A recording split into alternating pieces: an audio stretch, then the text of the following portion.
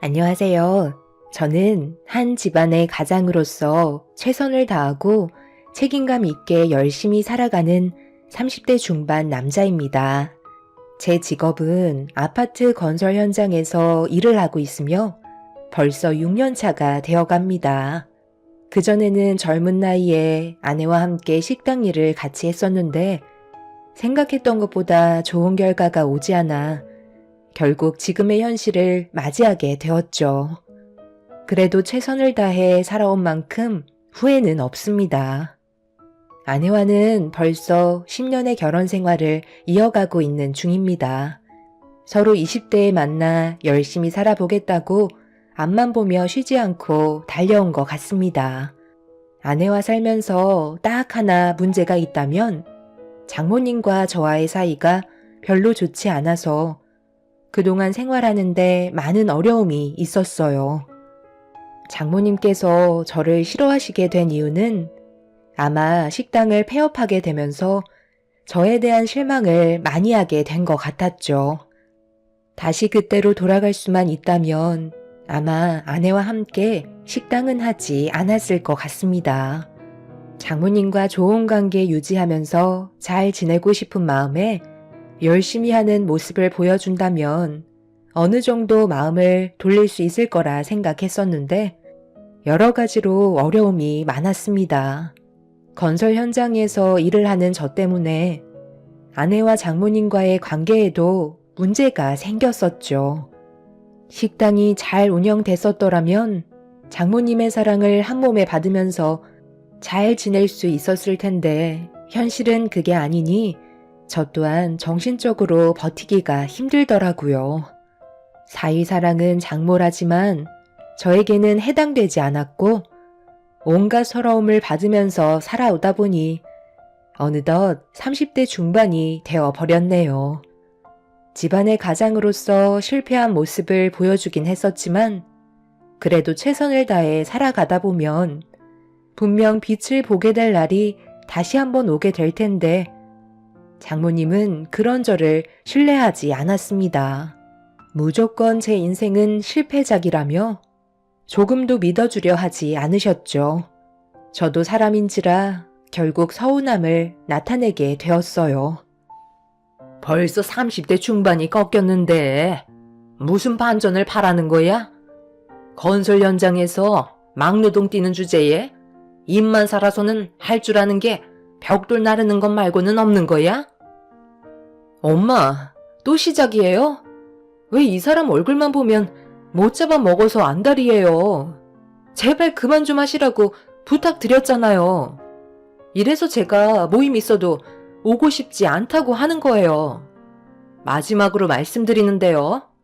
한 번만 더 이 사람 속 긁어 놓으면 저는 그때 정말 엄마 얼굴 2번 다시 안 볼 거예요. 아시겠어요? 내가 틀린 말 한 것도 아닌데 너는 왜 엄마한테 화를 내는 거니? 내가 동네 창피해서 얼굴을 들고 다니지도 못한다. 사위는 무슨 일 하냐고 물어보면 쥐구멍이라도 숨고 싶은 심정이야. 다른 집안 사람들은 어디서 좋은 사위를 구했는지 죄다 법조인의 의사 집안이거나 아니면 몇십억대 매출을 올릴 정도로 큰 사업을 하는 사위들 뿐인데 거기에다 대고 내 사위는 건설 현장에서 막노동이나 뛰는 일당직 벽돌쟁이야 라고 어떻게 얘기하니? 남들은 사위가 때만 되면 알아서 여행 스케줄 잡아서 좋은 거 보내주거나 주말만 되면 비싼 식당 예약해서 몸보신 시켜준다는데 정작 하나밖에 없는 사위라곤 식당 하다가 망해서는 아직까지 빚을 갚고 있으니 내 속이 안 터지겠어? 내가 그때는 못 모르고 너를 저놈한테 시집 보냈다만 지금도 그때만 생각하면 땅을 치고 후회하고 있다고. 정말 죄송합니다. 저도 그때는 열심히만 하면 성공할 줄 알았었는데 제가 생각했던 거와 다른 방향으로 흘러가서 저 또한 마음이 좋지는 않아요. 지금은 그래도 빚도 거의 다 갚은 상태라 조금의 여유는 생겼어요. 앞으로 일 좀 잘 풀리면 저도 장모님이 원하시는 거 해드릴 테니 조금만 기다려주세요. 아이고, 어느 천년에? 나 세상 떠나고 해줄 작정이야? 저런 것도 사이라고 잘난 것 하나 없으면서 지금 밥이 목구멍으로 넘어가?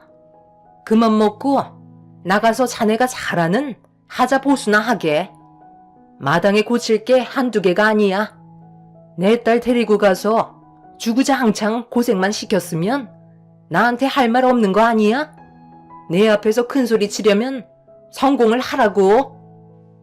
장모님은 저에게 온갖 막말로 상처를 주셨고 결국 아내는 더 이상 못 오겠다며 자리에서 일어나 저를 데리고 밖으로 나가려고 했어요. 그런데 이제 막 처갓댁에 도착한 처형과 마주쳤고 무슨 일이 있었냐고 아내에게 물어보면서 대화를 이어나가자 장모님이 저한테 했던 행동에 대해 울분을 토해내고 있었습니다.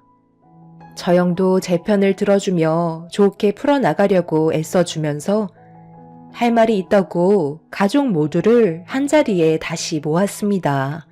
그렇게 처형의 입에서 나온 한마디는 결혼을 하겠다는 말이었고 그 말을 들은 장모님은 화들짝 놀라며 몇 번이나 재차 물어보셨어요.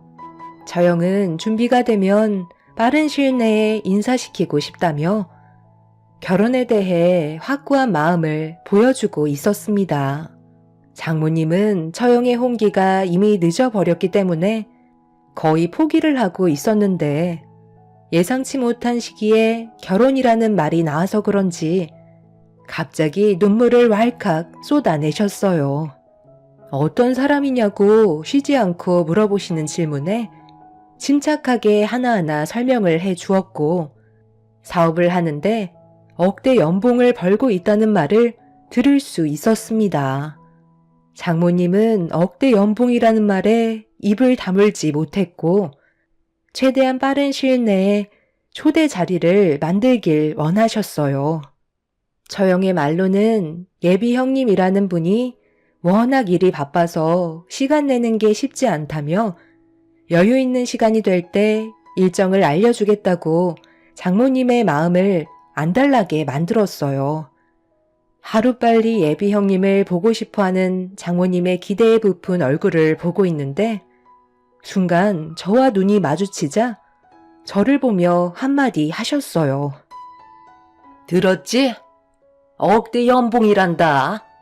나이 차이도 얼마 나지 않는데 누구는 억대고 누구는 쥐꼬리만한 월급 받으면서 빚에 허덕이고 있으니 내가 잔소리를 안 하게 생겼어? 내 딸만 불쌍한 거지. 이래서 결혼은 신중해야 된다는 거야. 지영아, 이러지 말고 이참에 둘이 갈라서라. 네 언니가 분명 좋은 남자 하나 물어줄 거다. 억대 연봉 사업가인데 주변에 비슷한 조건을 가진 사람들이 얼마나 많겠어? 분명 결혼 안 한 총각이 있을 거야. 내 말 듣고 너희 둘은 여기서 끝내라니까. 너희 둘이 1년 내내 힘들게 일해봤자 얼마 버니? 내가 알기론 연봉 6천도 안 되는 걸로 아는데 너희 언니가 데리고 오는 사람은 혼자서 1년에 억을 벌어온다잖니. 이게 얼마나 차이가 나는 건지 알아? 이래서 뭐든지 신중해야 되는 거야. 엄마 말 듣고 눈 한번 질끈 감으면 모든 게 만사형통 해결된다. 이참에 둘이 이혼해라. 엄마, 진짜 계속 그럴 거야? 이런 말까지 들으면서 더 이상 올 필요는 없을 것 같아요.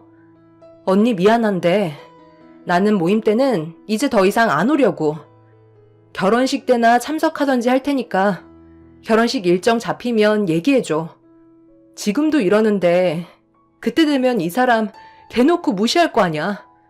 오늘은 내가 엄마 딸인 게 후회스러울 정도야. 아이고, 너희들 안 온다고 했어. 내가 눈 하나 깜빡할 것 같냐? 억대 연봉 사이면 끝난 건데 더 이상 볼 필요가 뭐가 있어? 이번에 집에 가면 너희 둘의 관계 진지하게 다시 생각해봐라. 너는 엄마 말을 들어야 떡이라도 하나 더 생기는 거야. 언제까지 지질이 궁상처럼 살 건데 제발 엄마 속 좀 편하게 해주면 안 되겠니? 아내는 더 이상 듣고 싶지 않다며 저를 데리고 집 밖으로 뛰쳐나왔어요. 그리곤 현관문 앞에 털썩 주저앉아 결국 눈물을 쏟아내었고 그 모습을 보고 있는데 제 마음도 말이 아니었네요. 제가 아무리 발버둥 친다 해도 연봉을 억대나 벌 수 있는 능력은 없기 때문에 장모님과의 관계에 회복은 힘들 것 같아 걱정이 많았습니다. 아내는 저에게 잘못한 거 하나 없는데 미안하다는 말을 반복하면서 따뜻한 말 한마디 해주지 않는 자기 엄마가 너무 원망스럽다며 실망을 많이 했는지 2번 다시 얼굴 볼 일 없을 거라고 힘겹게 일어나 제 손을 잡아주면서 저를 위로해 주려고 안아주었지만 모든 건 제 잘못이라 아내의 얼굴을 제대로 볼 수가 없었습니다. 그렇게 저희는 집으로 돌아간 뒤에 아무렇지도 않은 듯 반복되는 일상을 보내면서 상처받았던 마음을 드러내지 않으려 노력하며 열심히 살아가고 있는데 퇴근하고 집에 도착해 주차를 하던 도중 집 앞에서 장모님과 아내가 서로 얼굴을 붉히며 대화를 주고받더니 아내와 손을 잡고 있던 제 아들을 장모님이 억지로 데려가려 하고 있었습니다.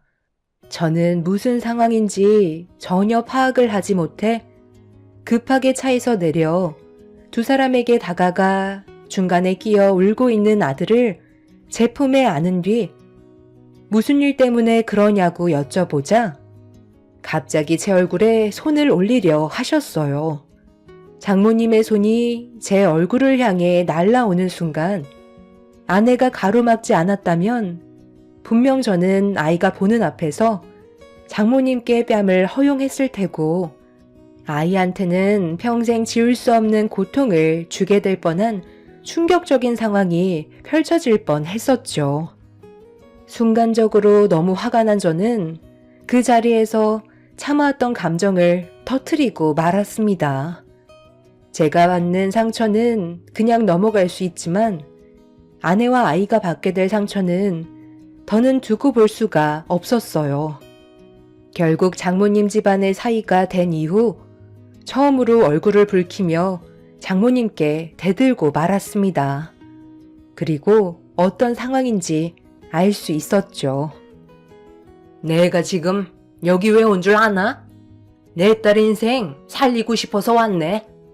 아무리 생각해도 이건 아닌 것 같아. 내 자식 잘못되는 길을 더는 두고 볼 수 없어. 자네가 아무리 열심히 하고 발버둥 친다 해도 달라질 건 아무것도 없잖아. 도대체 언제 가난해서 벗어날 건데? 평생 벽돌만 쌓으면서 모래나 퍼나르며 살 거야? 제대로 된 기술 하나 없는 주제에 내 딸을 먹여 살리겠다고? 내가 너 같은 놈한테 왜 시집을 보냈는 줄 알아? 처음에는 젊으니까 패기가 있어서 같은 또래들보다 철 좀 든 것 같아 네가 성공할 줄 알았다. 그런데 쉬지 않고 허우적만 거리고 있지. 실속은 하나도 없는 실패작에 불과했어. 불량품은 반품하는 게 맞는 거야. 내 딸이 뭐라는 줄 알아? 너랑 똑 닮은 자식 때문에 이혼은 절대 못하겠단다. 그래서 내가 둘 사이를 갈라놓으려고 손자를 데려가겠다고 하니까 절대로 안 된다는데 어쩌겠어? 힘으로라도 해결 봐야지. 그때 마침 자네가 나타난 거야. 어쩔 거야? 이혼할 거야 말 거야? 나는 내 딸을 다시 데려갈 테니 너는 네 자식 데려가라. 그리고 우리 이제 그만 엮이는 게 좋을 것 같다. 한 번뿐인 내 딸 인생 절대 망치고 싶지 않다고. 애지중지하며 힘들게 키워냈는데 너한테 시집간 이후로 고생만 하고 있잖아. 내 눈에 흙이 들어와도 내 딸은 데려가지 못할 테니까 너희들은 하루라도 빨리 정리하고 각자 인생 살아가도록 해라. 왜 이렇게까지 하시는 건데요? 저희는 지금 행복하게 잘 살아가고 있고 열심히 하다 보면 좋은 날은 분명 찾아올 거라고요. 그때까지 기다려주시는 것도 힘든 거예요? 저도 다 계획이 있는데 장모님이 이러실 때마다 저도 사는 게 너무 괴로워요. 제가 힘들게 꾸려온 가정이고 지영이는 제 아내입니다. 엄마, 이제 우리 정말 그만하자. 나 더 이상 엄마 딸로 살고 싶지 않아. 내가 엄마 딸이었던 것처럼 이 사람도 가족이 있고 시부모님한텐 많은 사랑을 받으면서 살아온 귀한 아들이라고. 그런데 엄마한테 이런 취급받은 거 보면 마음이 어떻겠어? 엄마가 하는 행동 똑같이 내가 시부모님께 받는다고 생각해봐. 기분 좋을 것 같아? 나는 남자가 능력만 있다고 해서 좋은 건 아니라고 생각해. 입에 풀칠만 해도 가정을 행복하게 이끌어갈 수 있는 그런 사람이 제일 중요한 거라고. 엄마 딸로 태어난 게 너무 후회스럽고 앞으론 나에겐 엄마는 더 이상 없다고 생각하며 살아가려고. 그게 우리 가족을 지키는 일이고 행복한 삶을 살아갈 수 있는 유일한 선택인 것 같아. 우리 이사하기로 결정했어. 그러니 2번 다시 내 앞에 나타나지 마세요. 아내는 울면서 그동안 쌓아왔던 감정을 토해냈지만 장모님은 듣지 않았어요. 무조건 저와 아내의 사이를 끊어내기 위해 거침없는 모습을 보여주셨습니다. 이미 아내는 장모님과의 관계를 더 이상 좋게 해결할 수 없을 것 같다고 판단했는지 막말을 퍼붓고 있는 장모님께 등을 보였어요. 저에게 더는 들을 필요 없다며 아이와 저를 데리고 집으로 들어가려 하자 장모님은 절대로 해선 안 될 충격적인 일을 저지르고 말았습니다. 저희가 들어가려는 사이 장모님은 저에게 달려들었고 제 아내와 이혼하라며 결국 제 머리채를 잡아챈 뒤 사정없이 흔들으셨어요. 결국 이 문제가 걷잡을 수 없이 커지게 되면서 양가 부모님까지 한자리에 모이게 되었죠. 지금 동네 창피하게 이게 뭐 하시는 거예요? 내 아들이 사돈성에 안 찬다고 해서 어떻게 머리채를 잡을 수 있냐고요? 제가 며느리 머리채 잡고 쥐잡듯이 막대했으면 좋겠어요? 어른이 어른답지 못하면 그만큼 대우를 못 받는다는 거 몰라요? 며느리가 사돈을 더 이상 엄마로 생각하지 않겠다는 건 그만큼 실망을 많이 했다는 건데 본인이 뭘 잘못하고 있는지 한 번이라도 돌이켜 생각해보면 금방 알 수 있는 걸 끝까지 사돈이 잘났다고 이를 이 지경까지 만들어요? 방금한 행동에 대해 사과하세요. 그렇지 않으면 저도 조용히 넘어가지 않겠습니다. 며느리 말로는 예비 사이가 조만간 인사하러 온다고 하던데 그 전에 우리 법정에서 보면 될까요? 내 아들이 받은 정신적인 고통들과 사돈의 그 손버릇에 대한 처벌을 물어야 할 것 같은데요? 누가 더 손해볼 것 같나요? 일 크게 만들고 싶지 않으면 내 아들한테 당장 사과하세요. 그리고 2번 다시 그렇게 하지 않겠다고 확실하게 얘기하세요. 그렇지 않으면 저는 더 이상 지체하지 않고 지금 바로 사돈의 행동에 대해 처벌을 가할 겁니다. 이런 집안이라는 걸 예비 사이가 알게 된다면 억대 연봉은 물 건너 갈 것 같은데요? 장모님은 그날 처음으로 난감한 얼굴을 하고 있는 모습을 볼 수 있었습니다. 장인어른께서 몇 번이나 죄송하다며 고개를 숙였지만 저희 부모님께서는 정작 당사자의 말은 조금도 듣지 못했다면서 저한테 확실하게 사과하라고 더 크게 분노하는 모습을 보여주셨어요. 끝까지 자존심을 꺾지 않으신 장모님의 행동이 결국 저희 부모님의 화를 더 키우게 되었고 저에게 무력을 가한 부분에 대해 처벌을 진행하겠다며 경찰에 신고를 하려 하자 장모님은 그제서야 꼬리를 내리셨고 저에게 마지못해 미안하다며 처음으로 사과를 하셨습니다. 억대 연봉의 사이를 잃고 싶지는 않으셨는지 저에게 억지로 용서를 구하신 뒤 더 이상 저희 집에는 찾아오지 않으셨어요. 부모님께서는 한 번만 더 이런 일이 발생된다면 그때는 그냥 넘어가지 않을 거라고 확실하게 선을 그었고 장모님은 좋지 않은 표정으로 돌아가셨습니다. 제 아내는 저희 부모님께 눈물을 흘리면서 죄송하다는 말을 반복하자 제 아내가 잘못한 건 하나도 없다며 오히려 위로를 해 주셨네요.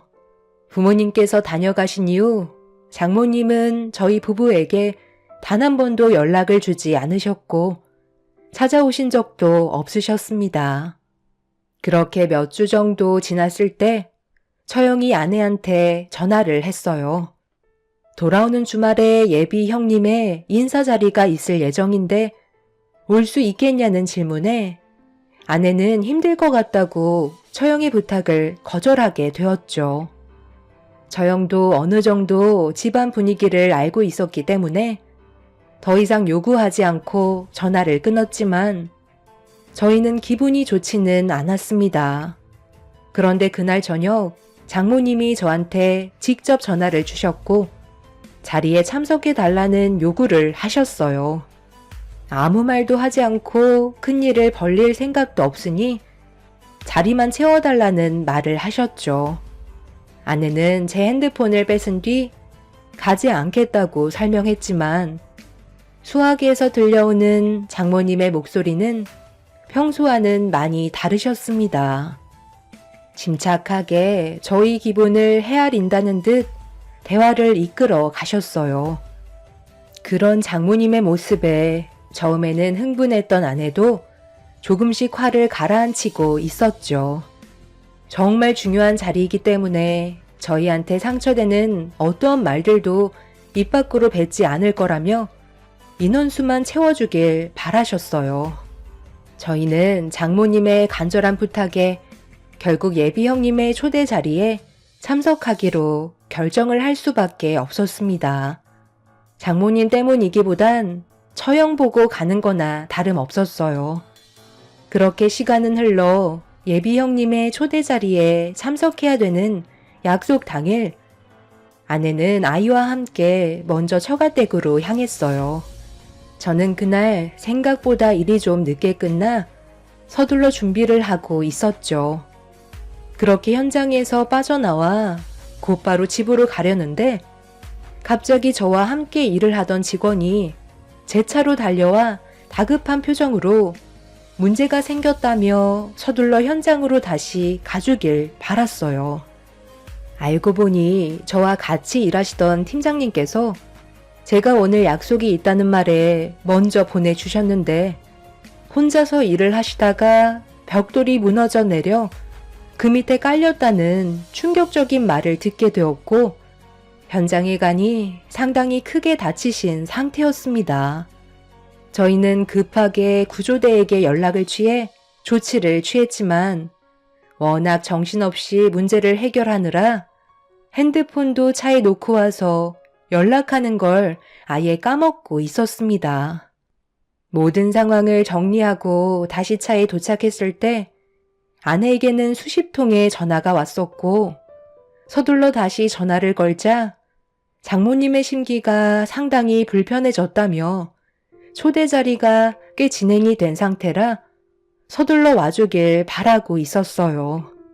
제가 어떤 상황이었는지 충분히 설명한 뒤에 곧장 처가댁으로 향하게 되었죠.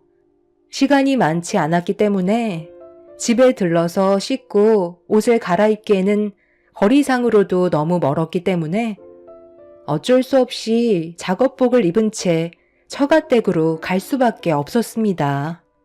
그렇게 서둘러 도착한 저는 현관문을 열며 식구들이 있는 곳으로 걸어가는 도중 화장실에서 나오시는 장모님과 눈이 마주치게 되었고 제 모습을 보시자마자 경악을 하며 저에게 화를 내셨습니다. 지금 자네 꼴이 그게 뭔가? 지금 이 자리가 어떤 자리인지 뻔히 알면서 먼지로 뒤덮인 작업복을 입고 온다는 게 말이 된다고 생각하는 거야? 그리고 왜 옷에는 피가 묻어 있어? 머리는 땀에 쩔어서 안전모에 눌려있는 모습에 얼굴에는 먼지가 가득 묻어 있고 거기에다가 쉰내까지 나는데 지금 그 꼴을 하고 자리에 참석하겠다는 거야? 당장 나가. 차라리 안 오는 게 훨씬 더 낫겠다.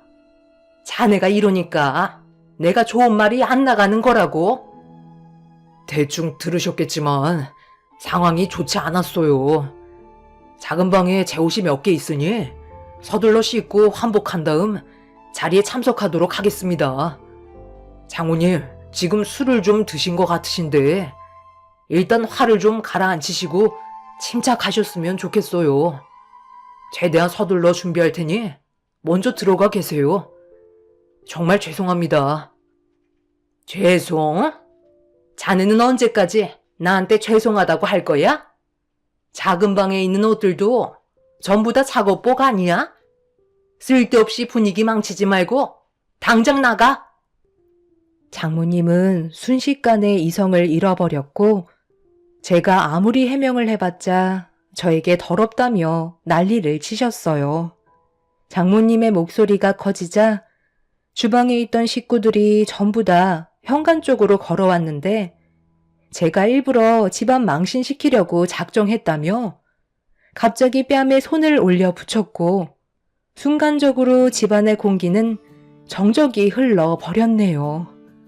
한쪽 뺨으론 성이 안 차셨는지 반대쪽 뺨까지 올려 붙이셨고 아내는 비명을 지르면서 장모님을 밀친 뒤 먼지투성인 제 얼굴을 어루만지며 괜찮냐고 넋이 나간 저를 살피고 있었습니다. 장모님은 저에게 당장 나가라며 난리를 치셨고 처형이 도대체 왜 그러냐고 장모님을 진정시키려 했지만 이미 술을 한 차례 드신 상태셔서 그런지 이성의 끈을 놓아 버리셨어요. 그런데 갑자기 주방에서 소리를 지르며 다들 그만하라고 주방 테이블을 손으로 내리친 예비 형님이 현관문 쪽으로 걸어 나왔고 모두가 예비 형님을 바라보고 있는데 터벅터벅 걸어 나오시더니 장모님 앞에 떡하니 멈춰 섰어요. 당황한 표정으로 예비 형님의 분위기를 살피던 장모님이 왜 그러냐고 어색한 말투로 한마디 하는 순간 갑자기 예비 형님이 장모님의 뺨을 올려쳤고 너무 놀란 가족들은 입을 다물지 못했습니다. 이분이 누군지 알고 지금 뭐라고 그러는 거야? 막노동하면 그런 취급해도 된다는 거야? 내가 만약에 보잘것없는 놈이었으면 똑같이 행동했었겠네. 나는 억대 연봉을 받고 있으니까 대우받는 건 당연한 거고 막노동하면 쓰레기보다 못한 취급을 해도 된다는 거야? 이건 나는 이런 인간 같지도 않은 분을 장모님으로 모시고 싶지 않아. 저런 분이 있기 때문에 우리가 따뜻한 집에서 살 수 있는 거라고. 억대 연봉인 나를 사이로 얻고 싶으면 당장 무릎 꿇고 사과하세요. 내가 어떻게 이 자리까지 왔는지 알아? 우리 아버지가 건설 현장에서 밤낮 가리지 않고 막노동하셔서 힘들게 벌어모으신 돈으로 지금의 나를 만들어 주셨다고. 예비 형님은 술을 얼마나 많이 마신 건지 이미 눈에는 초점을 잃은 상태였어요. 문제는 장모님이 저한테 보였던 행동이 예비 형님을 분노하게 만들었는지 제어가 되지 않을 정도로 집안을 난장판으로 만들어 버렸습니다. 온갖 물건을 전부 다 집어 던졌고 처형이 정신 차리라며 진정시키려 했지만 예비 형님을 막을 수 있는 사람은 아무도 없었어요. 장인어른과 제가 가까스로 방 안으로 밀어 넣은 뒤 난리를 치는 예비 형님이 진정될 때까지 문고리를 잡고 한참 동안 버티고 있자 그제서야 모든 상황은 진정이 되었습니다. 난장판이 되어버린 집안과 예비 형님이 장모님의 머리채를 잡아 흔들어 버려서 넋이 나간 상태로 주저앉아 있었고, 방문을 열었을 땐 예비 형님은 세상 모르고 자고 있었네요. 아내는 정신이 나간 장모님을 방 안으로 모신 뒤 저희는 집안 정리를 끝낸 다음 예비 형님이 깨어날 때까지 자리를 지키고 있었습니다. 그렇게 아침이 밝아오자 그제서야 눈을 뜬 예비 형님은 무슨 일이 있었는지 알지 못하는 듯 본인이 왜 처가댁에서 자고 있는지 상황 파악을 하지 못하고 있었습니다. 장인어른께서 전날에 있었던 일에 대해 설명을 하자 전혀 기억을 하지 못하고 있더라고요. 알고 보니 과거에 예비 형님이 자기 아버지가 처가 식구들한테 저와 비슷한 대우를 받는 걸 몇 번이나 목격했었는데 그게 평생 지울 수 없는 기억으로 남아 자신도 모르게 잘못된 행동을 저지른 것 같다며 저희가 알지 못했던 아픈 기억이 있었다는 걸 알 수 있었습니다. 하지만 너무 큰 일을 저질러 버린 상황이라 돌이킬 수 없다는 걸 본인도 알았는지 잘못된 행동에 대해서는 손해배상을 해주겠다며 누군가에게 전화를 하고 있었어요. 장인어른께선 결혼은 힘들 것 같다고 얘기하자 예비 형님이었던 그 사람은 본인의 잘못을 인정하고 있었습니다. 장모님은 상당한 충격을 받았는지 예비 형님을 만나주려 하지 않았고 처벌을 원하는 것보다는 손해배상 쪽으로 피해받은 부분들을 해결하셨어요. 알고 보니 예비 형님은 술만 먹으면 손버릇이 안 좋기로 회사 내에서도 입소문이 자자했었어요.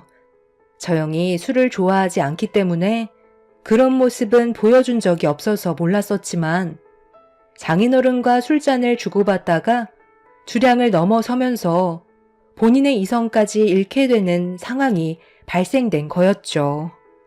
이런 일이 자주 있었는지 변호사가 직접 찾아와서 모든 걸 알아서 처리해 주었고 그렇게 억대 연봉이었던 예비 형님과의 인연은 끝이 나게 되었습니다. 그날 이후 처형은 2번 다시 남자를 만나지 않고 있는 중입니다. 그리고 저희는 지금까지 처가댁에 발도 붙이지 않고 있지만 반대로 장모님이 사위는 저 하나뿐이라면서 저희와 다시 인연을 만들어 가려고 노력하고 계세요. 이유는 제가 그동안 건설 현장에서 배운 노하우들로 사업을 차렸는데 정말 다행히도 운영이 잘 되고 있어서 억대 연봉은 아니지만 비슷하게는 맞춰 나가고 있는 중이네요. 저는 직원들과 함께 아파트 줄눈 시공과 방충망 설치, 그리고 에어컨 청소 설치까지 하다 보니 지금 현재 하루가 모자랄 정도지만 그래도 노력한 만큼의 대가가 뒤따르는 것 같아 매일 웃으면서 아내와 함께 행복한 삶을 살아가고 있는 중입니다. 장모님은 제가 꽤 많은 돈을 벌기 시작하면서부터 언젠가 성공할 줄 알았다며 인정을 해주시고 있지만 아내와 저는 그런 장모님의 가식적인 모습에 더는 속아 넘어가지 않기로 했어요. 지금은 전에 살던 집보다 조금은 넓은 집으로 이사를 했고 장모님과의 인연을 아예 끊어낸 상태입니다. 막노동을 한다고 해서 무시하시던 장모님과 더는 엮이고 싶지 않네요. 힘들게 다시 일어난 만큼 저희 가족이 언제나 꽃길만 걸었으면 좋겠어요. 제 사연 들어주신 분들께서도 여러 환경에서 지금의 가정을 위해 열심히 살아가실 텐데 항상 몸조심하시고 하시는 일이 무엇이든 원하시는 걸 꼭 이루시길 바랍니다. 감사합니다.